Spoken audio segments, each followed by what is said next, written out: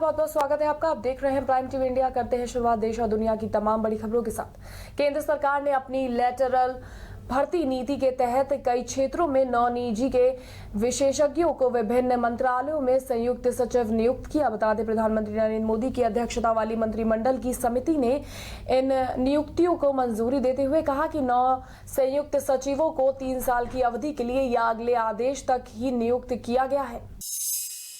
Assam NRC में रह रहे 41 लाख लोगों के भविष्य का फैसला होगा, जिसे लेकर national register of citizen NRC की अंतिम सूची जारी की जाएगी। ऐसे में यहां के लोगों में तनाव जैसा माहौल बना हुआ है, जिसे देखते हुए पूरे राज्य को हाई अलर्ट पर रखा गया है। और इसी के साथ ही केंद्र सरकार ने साफ कह दिया है कि जो लोग अपनी नागरिकता खो देंगे उन्हें डिटेंशन सेंटर नहीं भेजा जाएगा। बीजेपी नेता सुब्रमण्यम स्वामी ने नई आर्थिक नीति पर सवाल उठाए हैं, जिस पर उनका कहना है कि आर्थिक नीति के बिना 5 ट्रिलियन इकोनॉमी संभव नहीं है, क्योंकि केवल साहस या ज्ञान से ही अर्थव्यवस्था को नहीं बचा सकते, बल्कि इसके लिए दोनों की जरूरत होती है, जो हमारे पास अब दोनों में से कोई भी नहीं है। पाकिस्तान में एक सिख युवती को अगवा कर जबरन धर्म परिवर्तन कराने पर पंजाब में भी हंगामा मच गया है। बता दें, पंजाब के मुख्यमंत्री कैप्टन अमरिंदर सिंह ने पाकिस्तान के प्रधानमंत्री इमरान खान को पत्र लिखकर भारी नाराजगी जताई है। वहीं दूसरी ओर भारत के ऐतराज करने पर पाक सरकार ने इस मामले पर जल्द से जल्द जांच करने के आदेश दिए हैं। राजनीतिक रूप से संवेदनशील अयोध्या मामले में हिंदू पक्ष की दलीलें पूरी होने से अब नवंबर के महीने में सुप्रीम कोर्ट का अंतिम फैसला आने की संभावना बढ़ गई है। बता दें कि राम जन्मभूमि बाबरी मस्जिद की जमीन के मालिकाना हक को लेकर कानूनी लड़ाई पिछले 70 सालों से चल रही है, जिसे लेकर सभी हिंदू पक्षकारों ने अपनी दलीलें पूरी कर ली हैं, जिन्हें इलाहाबाद हाई कोर्ट ने विवादित जमीन का 2/3 हिस्सा दिया था।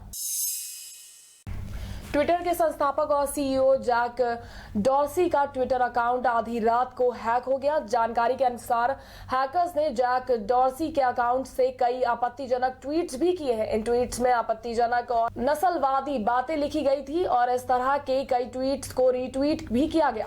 करीब आधे घंटे से ज्यादा समय तक ये ट्वीट उनकी प्रोफाइल पर दिखते रहे। हालांकि बाद में ट्विटर की टीम ने उनके अकाउंट को रिकवर कर लिया। प्रधानमंत्री नरेंद्र मोदी के फिट इंडिया मूवमेंट को सफल बनाने के लिए रेल मंत्री पीयूष गोयल ने एक नया आइडिया दिया है। एक कार्यक्रम के दौरान गोयल ने कहा कि रेलवे के कर्मचारियों, उनके बच्चों और आम लोगों को फायदा पहुंचाने के लिए अब रेलवे परिसरों में जिम और फिटनेस सेंटर खुलने चाहिए। साथ ही उन्होंने मिनिस्ट्री के अफसरों को फिट रेलवे फिट इंडिया अभियान शुरू करने के लिए कहा। इतना ही नहीं, रेलवे से जुड़े कर्मचारियों को फिटनेस कार्यक्रमों में हिस्सा लेने के लिए भी कहा है। जीडीपी में आई गिरावट को लेकर कांग्रेस महासचिव प्रियंका गांधी वाड्रा ने मोदी सरकार पर निशाना साधा। प्रियंका ने ट्वीट कर कहा कि जीडीपी विकास दर से साफ है कि अच्छे दिन का भोंपू बजाने वाली भाजपा सरकार ने अर्थव्यवस्था की हालत पंचर कर दी है। न जीडीपी ग्रोथ न है और न रुपए की मजबूती, और रोजगार भी गायब है।